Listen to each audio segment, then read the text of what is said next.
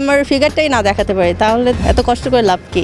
বাংলাদেশের শোবিজ তারকাদের নিয়ে সেলিব্রিটি চ্যাম্পিয়ন ট্রফি 2025 গত 5ই মে রাজধানীর বসুন্ধরা স্পোর্টস কমপ্লেক্সের ক্রিকেট স্টেডিয়ামে আনুষ্ঠানিক উদ্বোধন করা হয়। টুর্নামেন্টের পদ্মা নামে মঙ্গলবার 13ই মে টি-20 ফরম্যাটে আয়োজিত 5 দিন ব্যাপী এই টুর্নামেন্টে 4টি দল অংশ নিয়েছিল। দলগুলো হচ্ছে Gigabyte Titans, Knight Riders, Jevico Kings ও স্বপ্নধারা স্পার্টানস। এই আসরে জয়লাভ করেছে গিগাবাইট টাইটান্স। পুরো টুর্নামেন্টেই ছিল তারকাদের ছড়াছড়ি। তবে এবছর সেলিব্রিটি চ্যাম্পিয়ন ট্রফি 2025 নিয়ে অশ্লীলতার অভিযোগ উঠেছে।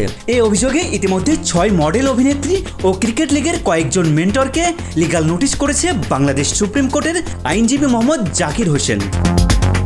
অভিযোগের তীর উঠেছে অভিনেত্রী কেয়া পায়েল, সিনথিয়া ইয়াসমিন, মারিয়া মিম, মারুফা আক্তার জামান, আলিশার ও মডেল শাম্মী ইসলাম নীলার বিরুদ্ধে। এছাড়া সেলিব্রিটি ক্রিকেট লিগের মেন্টর নির্মাতা প্রবীর রহমান চৌধুরী, গিয়াসউদ্দিন সেলিম ও তানিম রহমান অংশুর বিরুদ্ধে।